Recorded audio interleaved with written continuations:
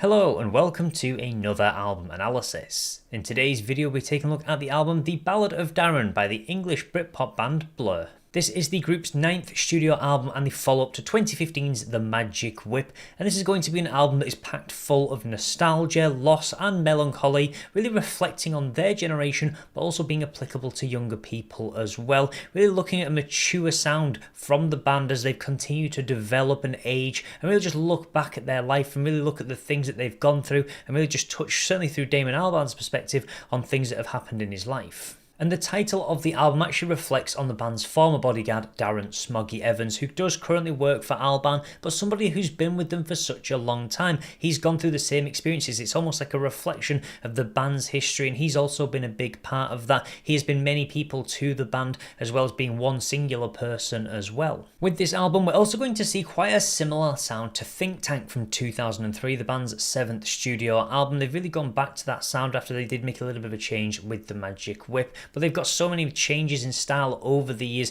they can really pick and choose what they want to go for, but they've certainly ditched that kind of angsty aggression that we did see them really be known for in the 90s. So will this prove to be a beautiful ballad or simply a broken symphony? Let's take a look at it track by track. Opening the album, we do have the ballad with this beautiful, soft intro to the album with these very deep, solemn tones from Damon Albarn combined with strings and piano to really give this strong atmospheric effect. It does really feel like you're almost floating on clouds. You can shut your eyes, you can sway along to this opener, and it really just does show a heavy amount of reflection. I just looked into my life and all I saw was that you're not coming back. So really reflect on people maybe you've lost along the way and really just showing that maybe between this album and their previous one, but it can also serve as a bit of an interaction between the band members. They've kind of been separated, then they've come back together a couple of times, and we can really see that reflected in these layered vocals as well, and these backing vocals from Graham Coxon that really works beautifully with Albarn. You can really see just how polished this track actually is, with its more lullish sound that really just eases into the album. Then for track 2 we do have St. Charles Square, which really springs the album to life with a more deep driven guitar sound,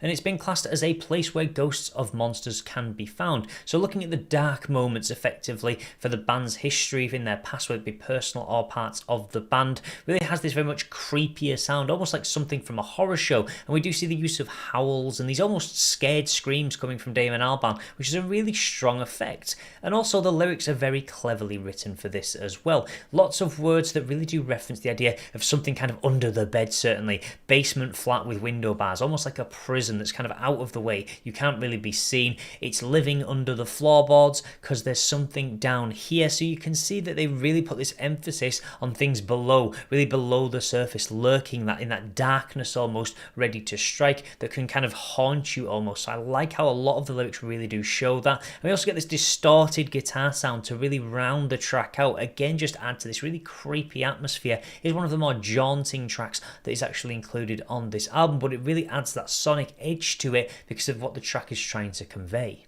Then for track 3 we do have Barbaric, which is a much bouncier opener, and it does bring us back to a place that's certainly much lighter after a very dark track, certainly very sprightly, but it does show another reflection on loss, but it doesn't go too down tempo. We've got this plinking guitar in the chorus which really adds an upbeatness to the sadness that is included, and it touches on how loss of feeling can be savagely cruel. That's the meaning behind Barbaric, and it really touches on this dissolvement of this support structure in things such as relationships. We're taking down the scaffolds very soon, so you don't have that support, you kind of don't have that structure in place and things are falling apart. Grow dappled, the lonely baubles on the plane tree. So lonely, the plane tree almost, things that just show this kind of, there's no excitement there anymore and everyone kind of feels quite lonely. So again, this dissolvement of relationships, of people leaving your life and things like that, and again that very reflective tone that does come through to add extra emotion to the song. In at number 4 we do have Russian Strings with its return to a more sluggish, almost swinging sound. We can definitely see some elements of sort of 70s pop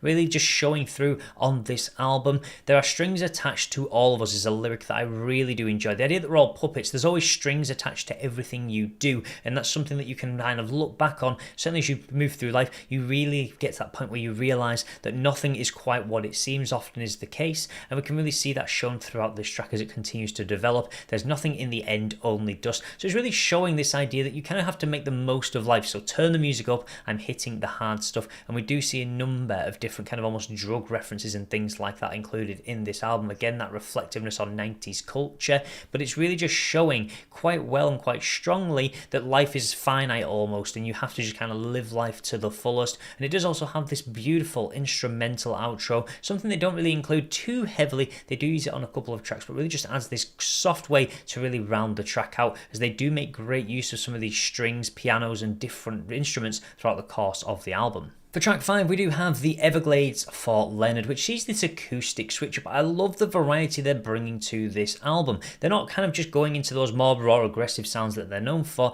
They're keeping it very soft, very sullen, but they're switching up between tracks. They're not keeping every track sounding the same and doing the same thing over and over like a constant cycle, and that's what I do love. And I like how we've got this idea of many paths I wish I'd taken. The idea that when you're young, there's so many paths, so many options you can take, and you never know what's going to be the right one. We're not going to shy away. We're growing tall with the pain. So sometimes you don't make the right decisions, but you've just got to grow with it. You've got to kind of continue. And they're really touching on this chaotic world and simpler times that the band did experience, and they're not kind of overly sure with the way that the world has gone. And you can see that in the emotion that comes through, that uncertainty from Damon Albarn's vocals that really do reflect on this track very well. The Everglades being this quite natural state almost, and really kind of wanting to get away, wanting to escape from the chaos and the madness of modern life. In at number 6, we do have the lead single from this album in the form of The Narcissist, and it has great layering on the vocals. It's one of the key points from this track,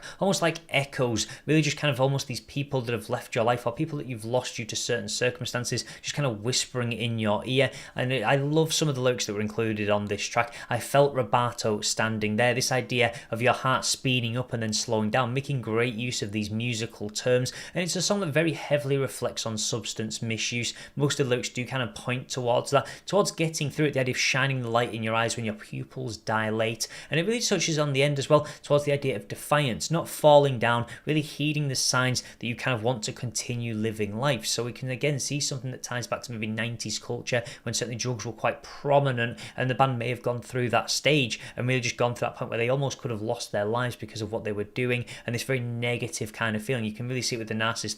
They were neglecting their own lives almost, the idea of being the sad clown, losing out on things because of the state they were in, and really accepting that moving forward by following the signs. In at number 7, we do have Goodbye Albert, which sees Dave Rowntree switch over to the electronic drums. He does make great use of them occasionally throughout this album, not overly used though, where the song sounds too distanced from the band's common sound, really just making sure you're using great use of those elements, not delving into something too heavily electronic or poppy. And I really do like that. It mixes in this much faster pace to what is very solemn track. Again, they try and avoid making some of these reflective kind of sad tracks too slow to avoid them becoming rather depressive almost at times. And this song touches on the idea of separation, and it makes great use of a lot of lyrics that really reflect this through the idea of distance created by islands and things like that, the idea of being washed away for hours, then you left for sea singing. So you can see this distance, and it's this distance that can't be recovered very easily. You're going on this journey almost like you're not ready to move on to the next chapter, and we can see that reflected beautifully through the lyrics again.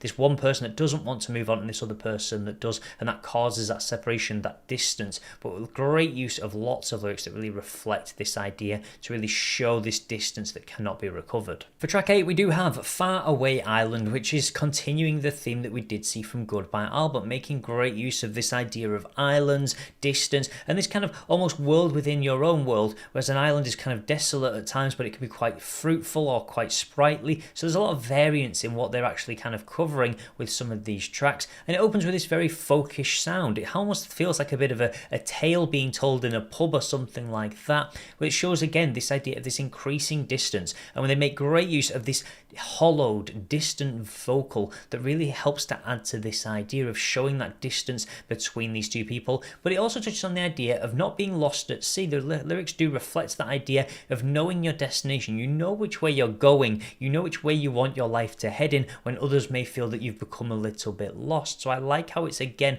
making great use of this idea of sailing on a boat. You're kind of on your own journey with a destination in mind, but there are times in life where you can get lost, or certain events can kind of veer you off course. Then in at track number 9 we do have Avalon, which continues our swashbuckling sea shanty that we have got going on, as Avalon is a mythical island featured in Arthurian legend. It's about chasing perfection, chasing paradise, but not being able to enjoy it because of external factors that are going on in the world. So could be very reflective of this current world that we live in. How can you enjoy living in the moment when there's things in the world that are very destructive, or people that are getting killed every day, things like that. And we do see this coming through very heavily on the chorus with this more stabbing sound that we have got coming in on the vocal delivery from Damon Albarn, really just kind of asking the question of what's the point in perfection if you can't enjoy it. And this switch into the sharper guitars really just help to elevate this aggressiveness that's coming through to really convey that message across. Then rounding out the album we do have The Heights, which I feel really highlights the love Blur have been given over their tenure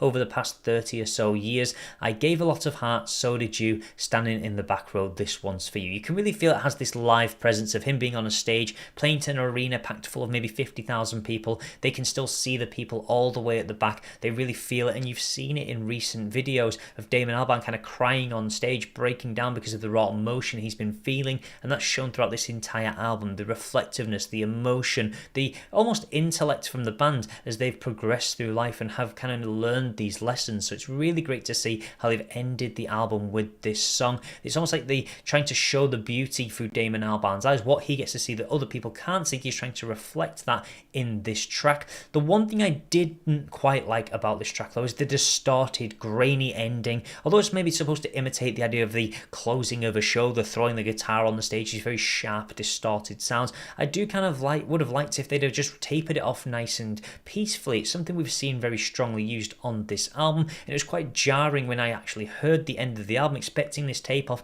but all of a sudden you get this sharp rising sound that really just kind of pulls you out a little bit of the kind of melancholic feeling that's been shown throughout the rest of the album. Despite that though, this is an exquisite album. The band are really working in unison so beautifully. The mastering is exquisite. There really is no points in this album where it feels disjointed. You can really see the band back together, having fun, and that shows very heavily through the music, through the lyrics, through the sound. Just it really does. They're a well-oiled machine that have put out a fantastic album that have really shown a lot of emotion and that maturity as well, that really just oozes out from every pore that is featured within this album. It is great to see the band making a return, writing some incredibly strong tracks from the lessons that they have learned, and keeping an album that, whilst it is much slower paced and much more laid back, it doesn't ever feel depressive. It doesn't feel too slow, and no two tracks ever sound the same. They switch it up constantly between the acoustic elements, the folky elements, something a little bit sharper occasionally thrown in, and really just show this heavy variance that the band are able to include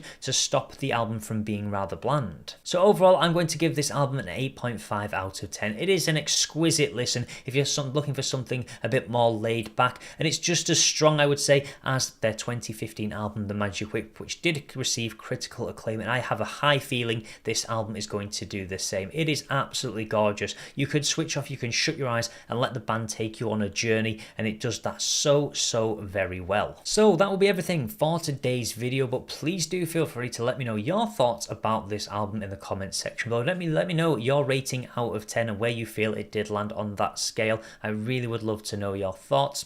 Also, if you'd like to see more content like this, then please do feel free to subscribe, and I will see you in the next album analysis.